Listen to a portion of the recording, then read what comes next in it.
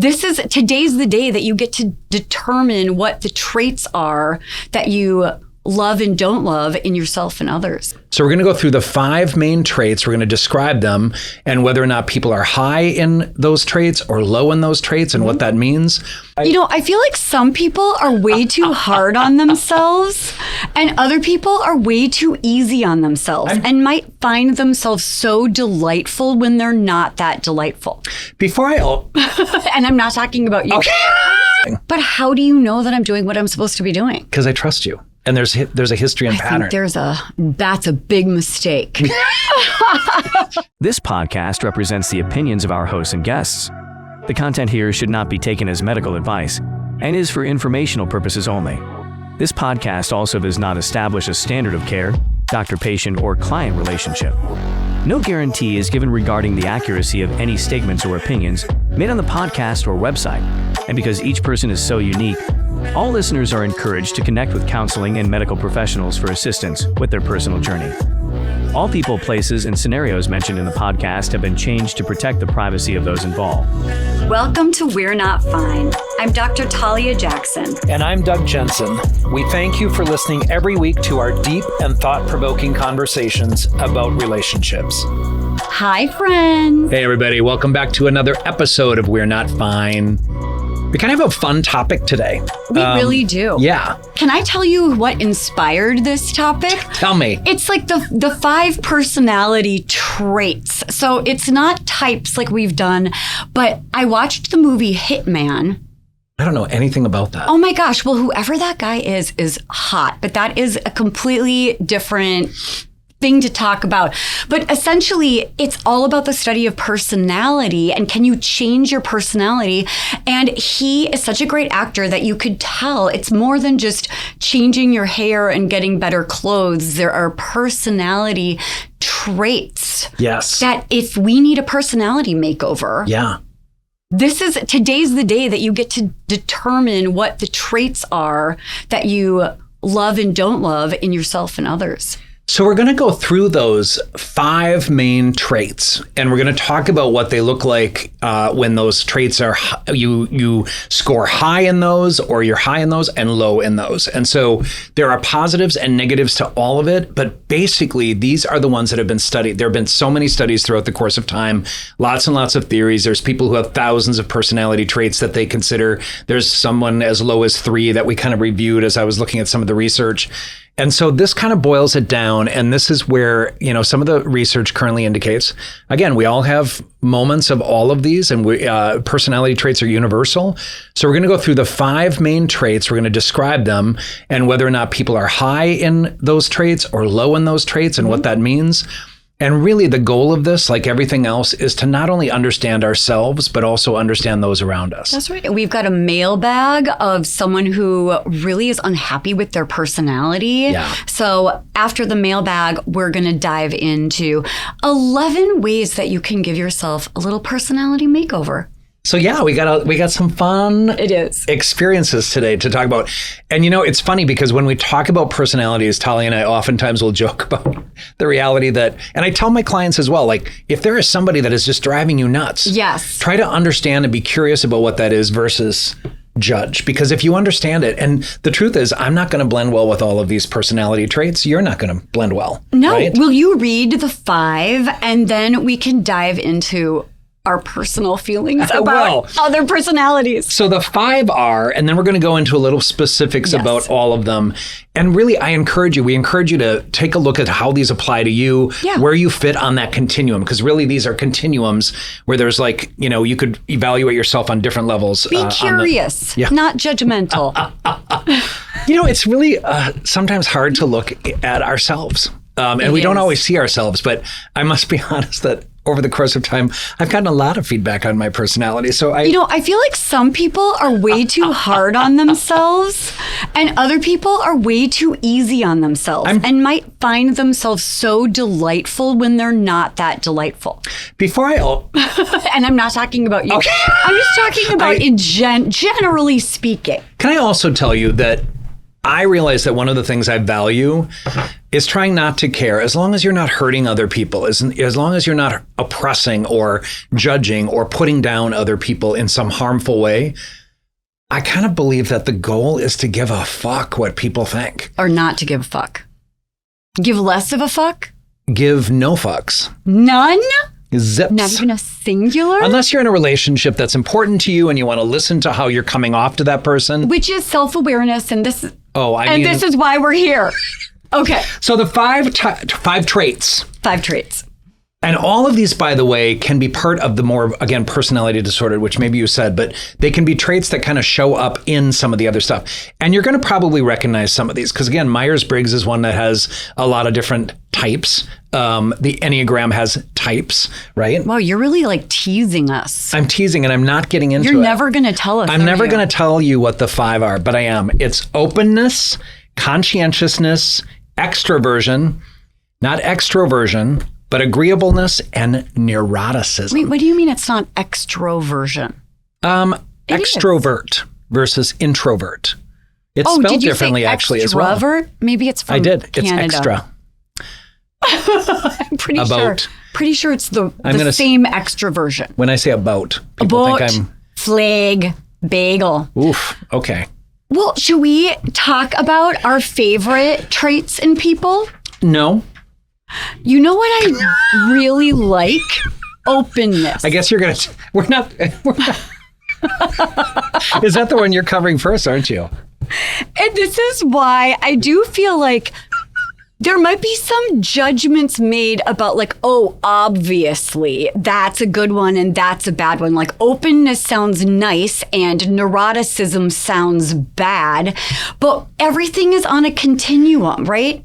And I got to be honest, I'm one of those clinicians that believes I can spin anything a certain way. Like obsessive-compulsive personality, I would say I need a surgeon who is very specific about where they cut my stuff, right? Oriented. I need it to be perfect. And I remember when I was getting one of my shoulders done, I've had both of my shoulder surgeries done. I was waiting for my surgeon to show up and the nurse was like, oh, fuck. Is that what the nurse said to you? Yeah, when they found out who the doctor was. And I said, well, that's not a great sign. She goes, no, it's good for you. It just means we're going to stay until this is perfect. He's not going to let us out until your shoulder's perfect. And I'm like, yes, I win in this one. I can't believe people say stuff like that out loud. Yeah, people open up to me. I should maybe think about being a therapist. And gone under. Were you supposed to hear that, or were you supposed to be completely unconscious? I'm thinking about Duran Duran as I talk about Land Down Under. In case you were wondering why I sound like this today, I made some choices last night that I'm regretting this morning. Are you? But it was my best friend Leslie's birthday. She turned 47. We all know Happy and birthday, love Leslie. I love you. I call her Goldilocks. For her birthday, Minneapolis, well, actually it was St. Paul. It was right on the river. It was so beautiful. They had a rosé fest. 10 samples of rosé. It was the most sunny, perfect, beautiful day. There were a whole bunch of people, a real big pink fountain, a passport that you follow around. You go to all these different tasting areas. And just in case we didn't have enough fun there, we then came back to our place afterwards and karaoke'd for hours. So when you say rosé and when you say Duran Duran, it physically hurts me right now. Did you want some tequila? I'm never, ever drinking again. That's a lie. Ever. That's never. Not being open. The first category is openness. Ever. Okay, let me tell you, friends, a little bit about openness. Yes. It is the imagination and insight that it takes to face the world in a curious way and not a defensive way.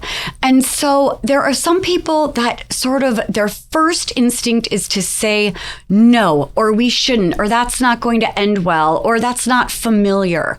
And being open is somebody like that has a broad range of interests, that's really curious, that knows that things don't always work out the way they're supposed to, and they're not very rigid in their experience of what things are supposed to be.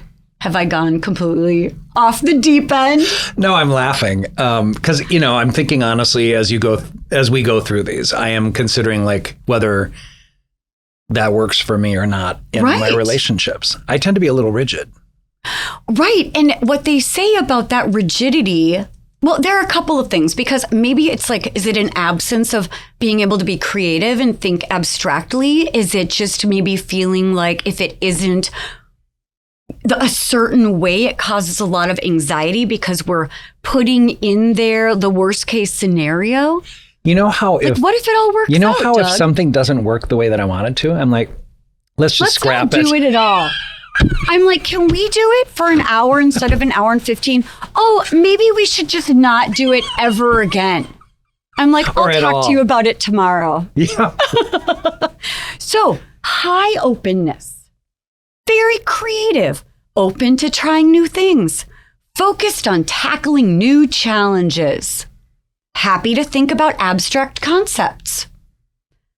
Low in openness. Dislikes change. That is me. I'm not Does a good change. not enjoy new things. That's not true. so much you. No. Resists new ideas. Yeah, sort of. Takes you a while. Sometimes. Not very imaginative. I'd say that's true. Dislikes abstract or theoretical concepts. I want to add at this point 2 things. I probably, like when I'm doing therapy, I'm very open to exploring and new ideas. I'm very open in that particular circumstance. I have no rigidity about what the goals for people are. I'm very open to it.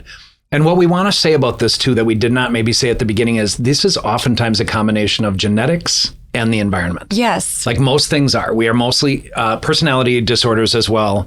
Most people in my profession, our profession, will believe that this is a combination that contributes to that. Life experiences matched with our genetics and our hereditated, our inherited, not hereditated. Hereditary? I kind of want to say you were so close. Inherited is the word I was looking for. Heritable. Inhabitable. Phenomena. Carry on. So that's the thing is, so when I think about this, I'm quite positive that some of my difficulty with change is based on my own experience growing up. Yes, and trauma. And there's something about openness that maybe you need to believe that you're resilient. You need to have faith in the universe that it provides, that things work out, even if it's not exactly what you thought. Yeah, for sure. It's your bounce back. I feel resilient. That's what's funny. I do feel resilient. I don't like change. I like to think about change. I like to kind of have a sense of what's going to go on. Yeah. And I think that's really common. I know a lot of people. However, I also have worked with people and know people who are so good at that change. So I could go on and on. I'm really impressed by those people. I feel like I'm one a of my very best buddies is good at strange change. combination. Are you? Of like, I love change and I love adventure and I love the idea of like, oh, something new and fresh and interesting. And I love talking about the open theoretical concepts and just playing around. Yeah. But I also have some rigidity. Like I'm if aware of that. I picture something a certain way, I have a really hard time letting go of that. We found that we're very alike in some of our negative personality traits. So anyway, the second category is conscientiousness. And, some of these categories are kind of self-explanatory. So conscientious means that you are thoughtful, that you are planful, like you plan ahead, you have a sense of how things are going to go, you have a method to getting it done, goal-directed, good impulse control. Oof. And conscientious, another word for that gets used a lot in our professional life now is mindful, right? So that's kind of almost the same thing. And if you're high in this, you spend time preparing, you finish important tasks right away, you pay attention to detail. God, I feel offended by this. You enjoy having a set schedule. Yeah, like my Christmas list.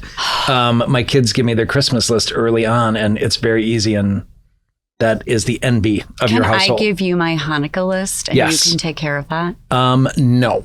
Oh, brother. So number 2, if you're low in this category, you dislike structure and schedules. Oof. These people are hard for me. Makes messes and doesn't take care of things. That's not really true of you.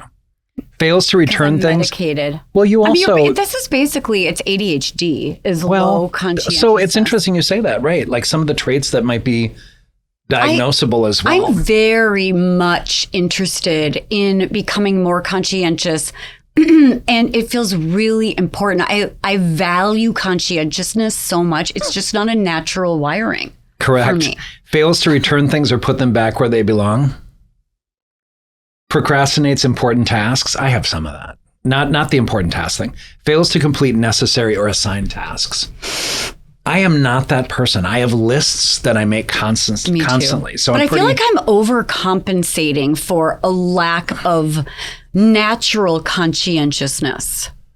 You know, and so I think as we're talking about this, everyone is probably aware that, yes, ADHD is a piece of this where some of those traits are going to show up in that particular way. Do you know what's really hard? Scale. Tell me. So with the ADHD, and we are going to have someone come on very soon, and we're going to talk about ADHD and relationships, which I cannot wait for that conversation. But a lack of conscientiousness ends up looking like someone who's pretty self-centered, self-absorbed, unaware of how they affect other people, and unable to anticipate other people's needs. Whereas if it's ADHD, it's literally a limitation in executive functioning, but it comes off the same. And then sometimes it really is narcissism. Wow. Isn't that interesting? Or do you not agree? I do agree with that. I think, and I'm aware as we're talking, like I encouraged people at the beginning to kind of consider what personalities work best for you in a friend, in a partner, in a coworker or a colleague. That's right.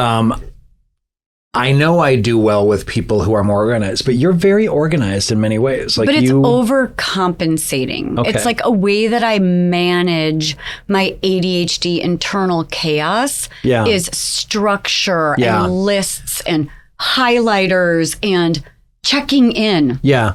Well, which we've been talking a lot about in our own relationship. We have. Like we've been talking about how sometimes Talia will, for the third time, say, "Did you follow up on that?" And I'll be like, where are we with this? Are you doing this? Because I'm a method person, I always have it on my list, right? Right. And you don't need to check in about it. I never check in with you. Like I didn't check in with you this morning on anything. But how do you know that I'm doing what I'm supposed to be doing? Because I trust you. And there's a history and pattern. That's a big mistake. This morning it might be after Rosé Fest. What I did last night? I do know. Oh. And please, let's refrain from karaoke. You can't. What is the third? Do that to me. Category. Extroversion. Do you know what's so funny? Yeah. Extroversion or extroversion. Someone's just effing with us with the spelling. It's exactly what you already know it is. It's a personality trait categorized by excitability. This is both of us. Sociability, talkativeness, assertiveness, and high amounts of emotional expressiveness. People high in extroversion are outgoing and tend to gain energy in social situations, like it recharges your social battery. Being around others helps them feel energized and excited. People low in this personality trait, or they're introverts, tend to be more reserved. They have less of a social battery to expend in social settings, and social events can feel draining. Introverts can often require a period of solitude and quiet in order to recharge. I feel like that is so crucial because, again, this is another piece that's really misunderstood. A lot of people in relationship with introverts don't understand that there's a different social battery. They are not a failed version of an extrovert.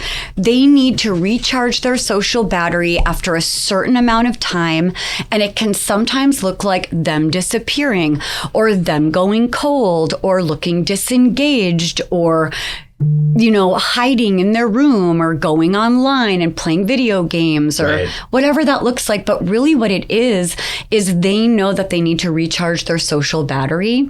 And if you don't know this about your partner, there will be a lot of misunderstandings and hurt feelings, I think. Well, and we're going to get into some strategies on how to manage some of these personality traits that might be difficult. But I just want to say at this point, the important part of this, I have worked with people who do exactly that. Like they'll come in from a social activity and they'll go off to their own room, or they'll go watch TV, or they'll turn on something to kind of just dissociate a bit, not dissociate in a clinical term, but just kind of veg out a little bit and decompress.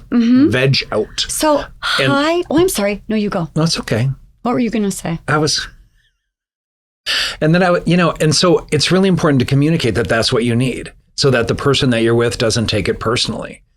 And it's interesting. I don't tend to take that personally because I assume that person is going to let me know if they need something different at that point. And that is the introvert's responsibility is to communicate their needs. Let me also add, though, I am a combination. Everyone assumes Doug is an extrovert. Yeah, Everyone same. assumes, right? And yet I am taking this next week off to get some stuff done around the house with my buddy. And the truth of the matter is I spent Friday kind of doing nothing. My work day is Monday through Thursday where I see appointments. And I spent Friday just really decompressing by myself. I went in the hot tub.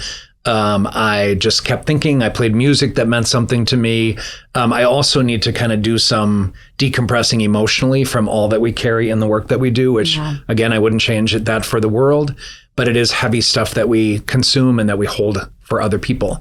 And so there's a part of this that I just kind of needed to be alone. I would not have done well if I had social activity on Friday. I wonder if it's the nature of our work too, that I'd question. say 10 out of 10 extrovert. Yep. And I have become much more introverted. I cherish my solitude and my alone time.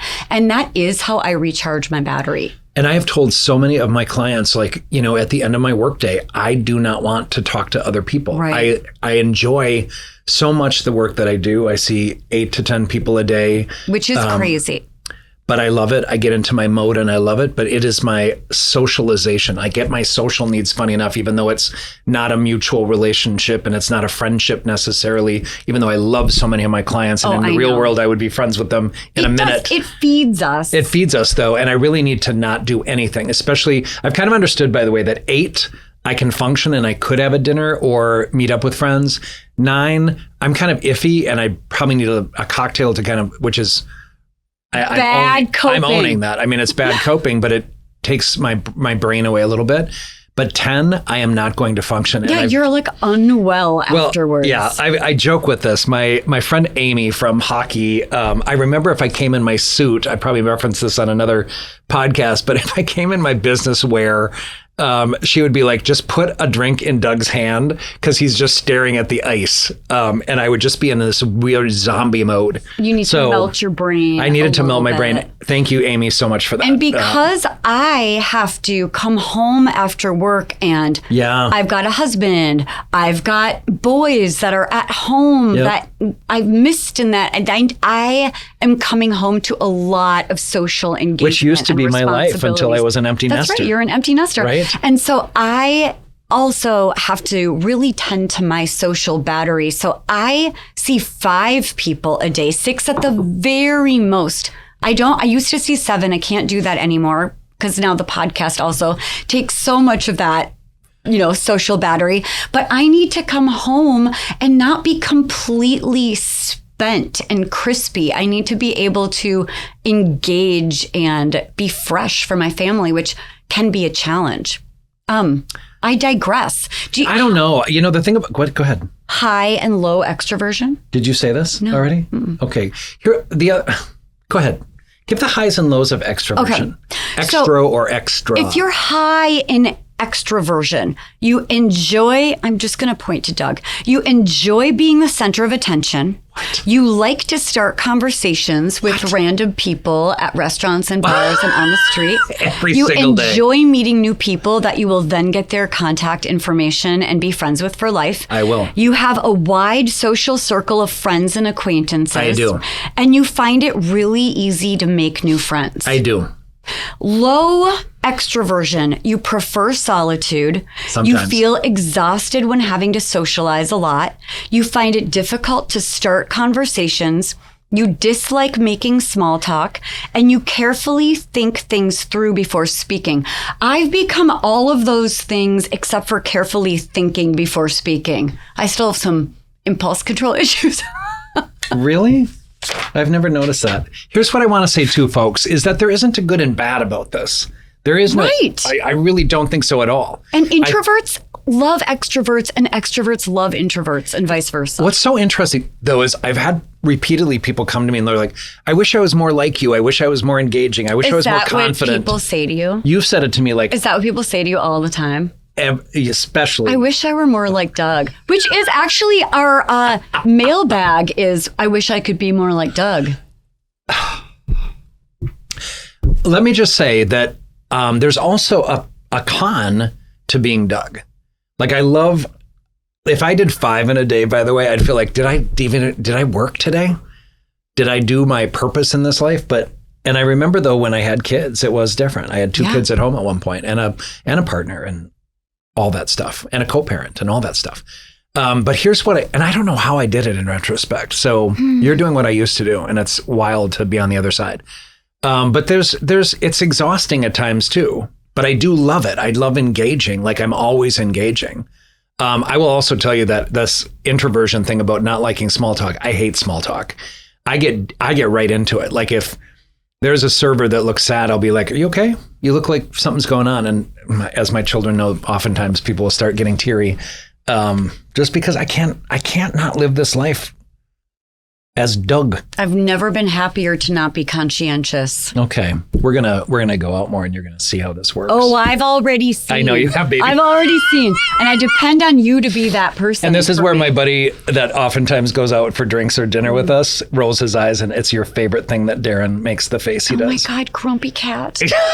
Oh, you guys. He rolls his eyes at me every time. It's so enjoyable watching the two of you together because Doug just gets bigger, louder, and funnier. And Darren is like the funnier says, you are. And I'm like, I'm louder. It's the best. It's so cute.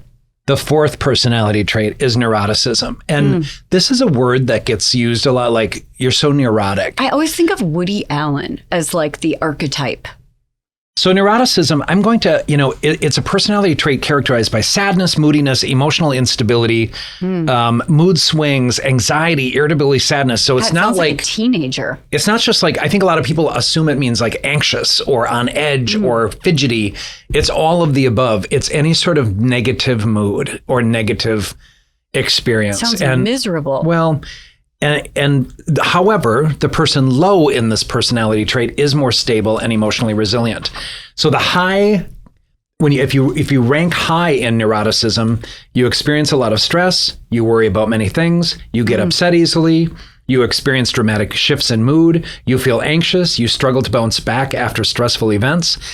But if you're low, this is why this high-low doesn't necessarily mean good or bad. You're emotionally stable if you're low, deal well with stress. How does that not mean good or bad? Like that you is rarely so feel sad or clearly depressed. Good and bad. Doesn't worry much and is very relaxed.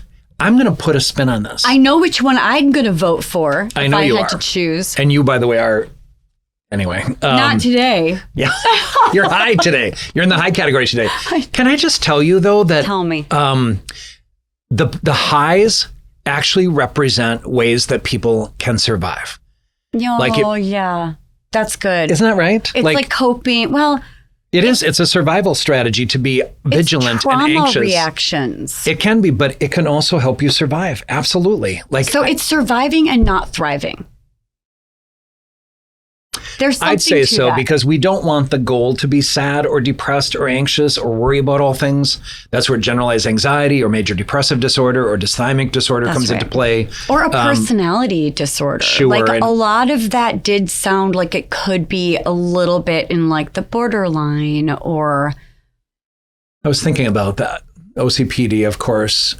Which is the obsessive-compulsive personality disorder, which is basically like the rules and the rigidity are more important than relationships. And you get so anxious and choose the rules over relationships. But that's what I want to say. It can be a survival strategy. And, I'm also somebody who thinks, if you find yourself kind of in that category of high on the neuroticism trait, the reality is that's something to take a look at. We're going to talk about whether you can change those things. And of course you can. That's right. So what's the 5th one? Agreeableness. Ugh. The way that I think about this one. Okay, so I already disagree. I think about this one as like how much you value harmony, but Doug might think that that is the same as saying that someone is inauthentic. Like if you value harmony more than authenticity, then you're a pleaser.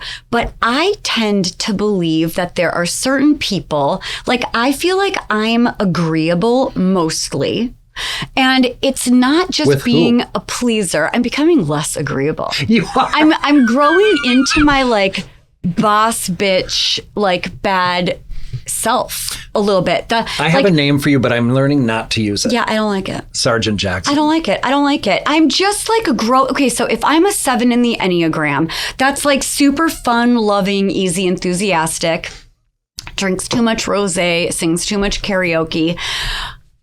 Then I'm growing into my 8 wing in the Enneagram, which is Doug, which is bad bitch. It's like big dick energy. It's main character. It's, EDE. I don't feel like doing that. I want to do this other thing, which is new for me. And it's not being agreeable, right? So this is going to be interesting to talk about because agreeableness, this is what it says.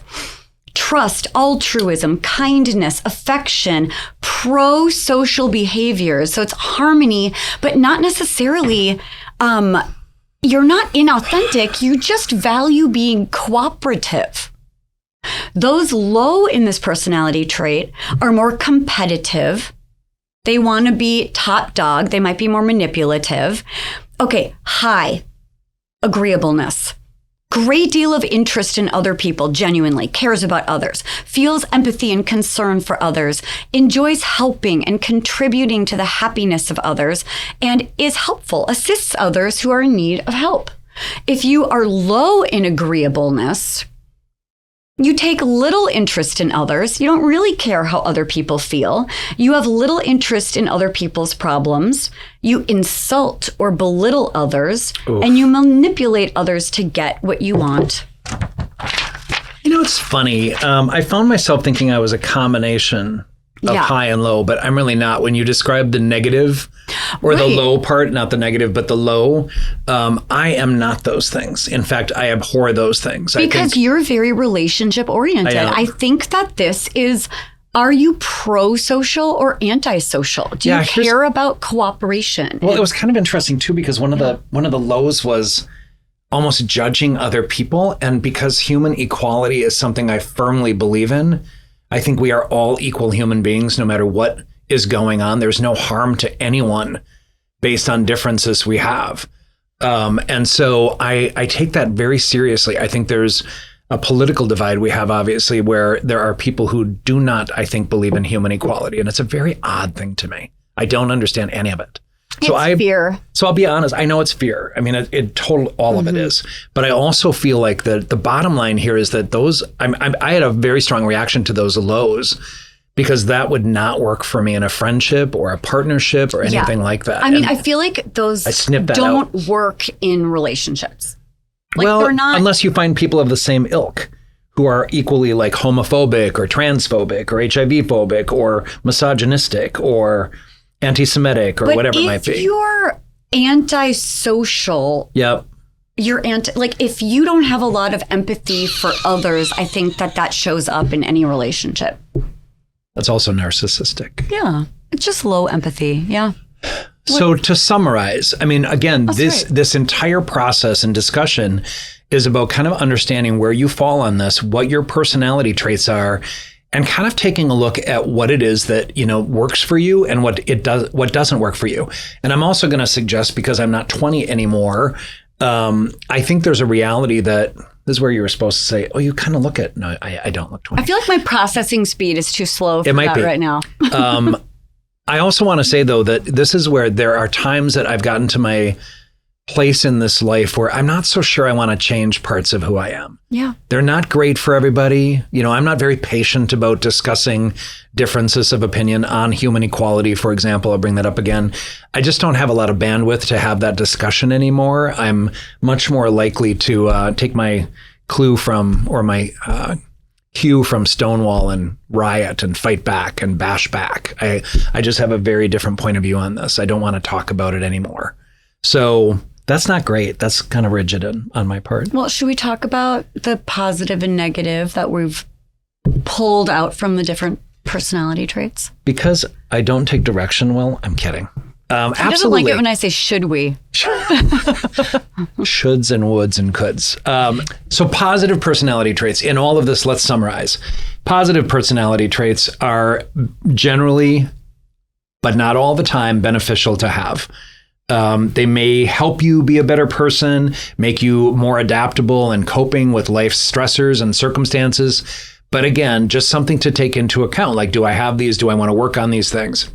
Right. This is like great for like the personality makeover piece. It's Yeah. like, are these things that Yep. bother you about yourself? Would you like to grow into a better version? And there are things I don't believe we can change. I think someone who's introverted, it's very unlikely they're going to be a Doug. Yeah, and you shouldn't. We Yeah. love that you're an I do too. introvert. You just need to learn how to communicate your needs instead of just maybe disappearing and hiding. Just say your truth. People will adore you as is. Yeah, for sure. I'm thinking about my friendships, my kids, all that sort of thing. Anyway, positive traits: adaptable, ambitious, considerate, cooperative, friendly, gracious. I like that word. Humble, insightful, objective, optimistic, respectful, steady, thorough, well-rounded. Those are really some nice words. Those are some really nice words. Should we do the negative? We should. Basically, the only reason why they're negative is because they're probably holding you back in relationships. They're probably the reason why people have a hard time being friends with you or have a hard time dating you, or maybe you're not their favorite person. It's because of some of these traits. You're aggressive. You're arrogant. You're cold. You're deceptive. You're egotistical. You're guarded and defensive. You're intolerant. You're judgmental. You're moody. You're neglectful. You're pompous, selfish, and unreliable. Jeez Louise, I've offended myself. Yeah, you kind of got aggressive about that. Do we want to do the mailbag? Let's do the mailbag. Mailbag.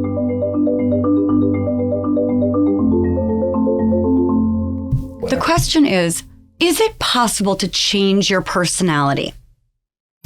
I can't help but feel that my personality type holds me back in life. I always wanted to be more carefree, outgoing, less self-conscious, able to joke around. Instead, I'm pretty much the definitive nice guy, overly cautious, anxious, shy, unable to let loose. I really want to change, but I'm not sure how or even if it's possible. The older I get, the more it seems to impact my social life, my ability to get jobs, and especially when it comes to dating. Ultimately, I just don't feel good about who I am, which is a terrible thing to say. As a kid, although being shy, I still had a wild, goofy streak. But from my teens onward, I turned into a very socially anxious, inhibited, timid guy. I don't know how to change. I've always hoped I would grow out of this in my early 20s, like many people do. But if anything, I've fallen deeper into these mental ruts, despite leaving home for university and traveling a lot. Has anyone managed to find a new identity and leave the old personality which dragged you down time and time again? I'm at a loss, but I just can't be happy with who I am now. And essentially, we're going to respond to this sweet person by what we've pulled together as the 11 personality makeover moves if you want to start inching towards a better version of yourself. So we'll address this mailbag by letting you know, here are the 11 ways that you can start to massage your personality in a more interpersonally efficient direction. But first, Doug would like to comment. It's interesting that you commented that this person is sweet. So you have some compassion and empathy for this person right away. They're self-aware. And it also sounds like has become more anxiety. Like there's anxiety that's bubbled up here. Yeah. And I'm not even sure I heard that. I heard low self-esteem. I heard... You said socially anxious. Okay. Overly cautious, overthinking. But there's an identity issue here. And I want to say, I immediately find myself like, when we read these mailbags, I think, what if this person was sitting in my office? I would totally want to say, so what is it about you don't like? And he was pretty articulate about what those things are. But I would go through a family history, of course, and a kind of a childhood and adolescence and early adulthood, like what changed, what was going on. I think a lot of people become very different as they get older. As much as people might have a hard time understanding this or believing this, I was more shy as a child. And then I kind of blossomed. You did. And I will tell you that I blossomed because Talia saw a picture of me, by the way, in early adulthood. We have to discuss that, but not right now. But we have to discuss it, like unrecognizable. But the goal here is to find yourself. And the goal is to be yourself and to live an honest life, as I always say. So I would say to this person, I want to understand all the events that may have triggered a change in your personality, made you more socially anxious. I would say I really want to know the sequence of events. Like, let's go through everything and let's figure out what it is that contributed to this anxiety. What is it? And it might be just the onset of some genetic or biological anxiety. I mean, it comes at different times in different people's lives. There are some generalizations that we can make, but there might be some building up of anxiety. But I think a lot of people who feel more carefree when they're kids, the world is not always fun. You know, so what happened in college? Was there rejection? Was there difficult moments? Did you get bullied at all? Like, there's so many things that contribute to who we are and how we function in the world. But, you know, part of that is going to be about changing the distortion about how you view yourself, because I'm very likely to say, of course, you're okay with who you are. You should be okay with who you are. And let's figure out what that distortion is. Why are you not okay being who you are? As long as you're being yourself. And if there are impediments or barriers to really putting yourself out into the world as openly and honestly as you can, we got to figure out what those are, and we have to challenge those, and we have to move beyond those. And a lot of this is going to be behavioral for this guy.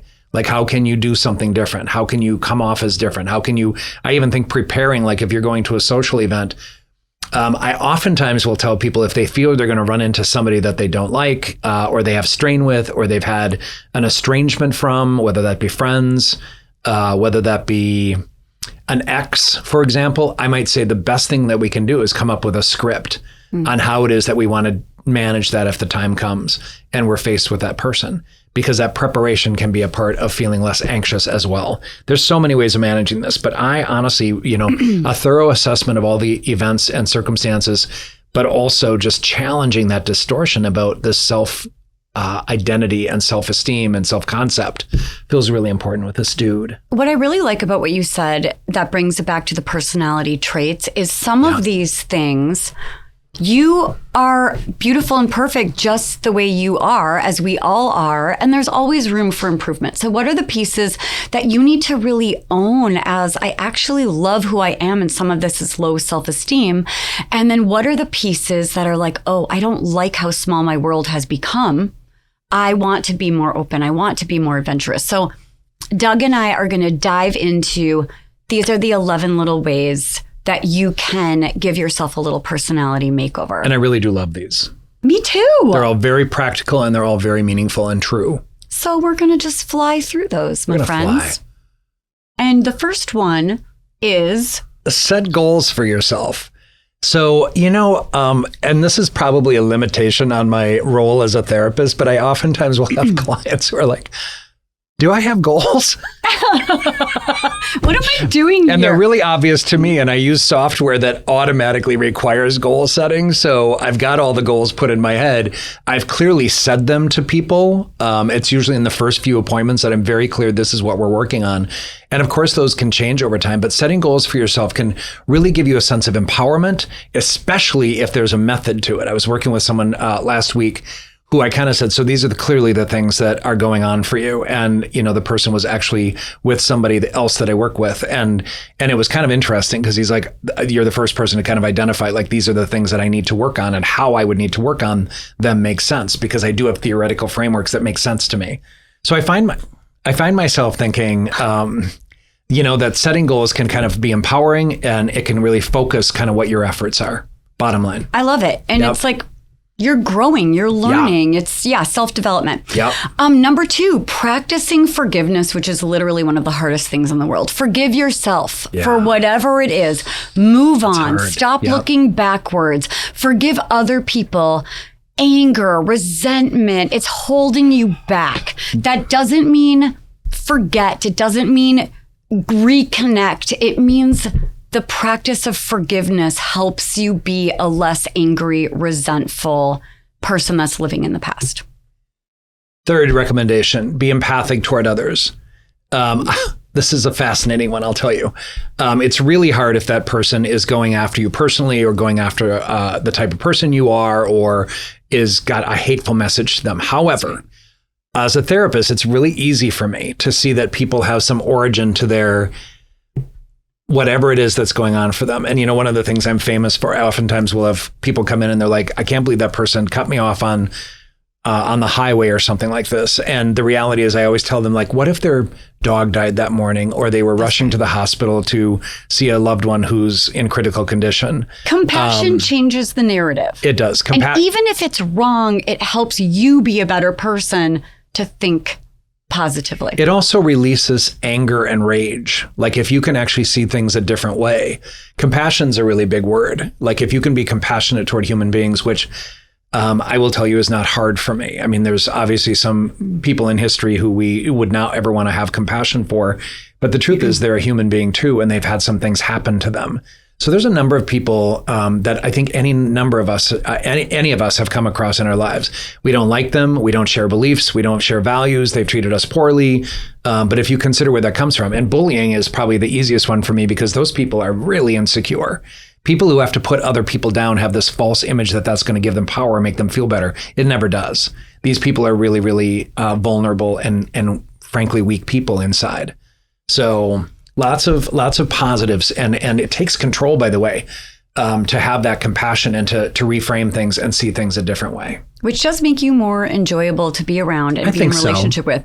The next one is number 4, give back to your community. It's basically when you think about who is a good person. Yeah. Who's a good person? Do you know who a good person is? My husband, Rob. I'll tell you, he is the person that will, he's always this part of the community that is helping people shovel themselves out, saving grandmas from danger, rescuing deer from a ditch. He's like that guy. Right. Be more like that guy. Be more like Rob. Give back. Help. Be helpful. Show up. How can I be of service? That's what it is. I've been laughing about the next category. What's the next one? Oh my God, I gave this one to Doug on purpose. Do it, Doug. Say it. Control your anger is the next one. And I'll tell you something. I am old enough to know to do that, and I have become less able to do it in certain circumstances. I'm really patient with people in general. I can find compassion fairly easily. But we live in a world that is just really ridiculously odd in terms of how we're treating each other as human beings in a lot of different ways. And I'm not good at this. I, as many people know, went to jiu-jitsu and MMA in order to get some of my rage out. And it was really helpful to kick and hit and submit and all those sorts of things. I still have a punching bag. I still have a punching, I still do shit like that because I find it as my kind of controlled way of getting some of that out. Mm-hmm. And I really did not learn. And controlled and consensual. Let's put that out there. And this goes back to my childhood as well. I was not shown. I was not shown. I have lots of weird words coming out of my mouth today. I was not shown how to regulate my emotions and express them in a healthy way. So I have struggled over the course of time. However, now I know, and I've recommended obviously my clients do this. If you are take a deep breath. If you're finding yourself really intense, don't try to communicate with someone. Yes. Like if I get triggered by something somebody says to me, and especially if I've been like having a few cocktails or whatnot, it inhibits my ability to see things rationally, and I just engage in the weirdest and worst of ways. So I've worked really hard to recognize if I'm at a 7 of 10, I always use that number. If I'm at a 7 of 10 in intensity, I'm not going to try to talk to somebody. I need to take a deep breath. I need to walk away. I need to not say things that I'm going to regret. And I've got friends who are very unconditional about my ability to do that. And I've not always behaved well, but just, that unconditional love that I have with my close circle of friends allows me to do that. there's probably only one person in my life that triggers me this way these days. But should we dive into that and do some therapy? Nope. It beautifully segues us into number 8, which is express your feelings respectfully. Very self-explanatory. You can feel however you feel, but knowing how to express yourself and communicate, putting your relationship first is crucial. I don't want to rush this because these are important. The next category, though, and I sometimes make fun of the word gratitude because I think it gets used too much. I think it gets used without a deep understanding of what that really means. But the next category is be grateful. I think it makes or breaks your ability to be a happy person.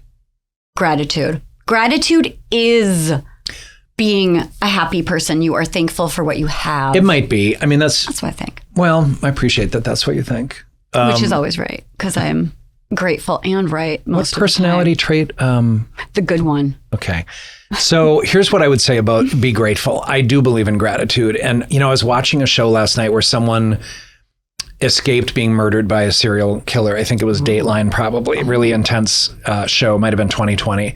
And, she indicated that it took her a while to be grateful to be alive because she was so angry at the rape and she was so angry at the assault.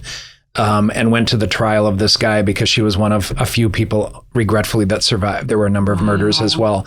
Really powerful story to me. Like she was able to say, it took me a while. I couldn't do it right away. I found that incredibly human. I found it incredibly honest.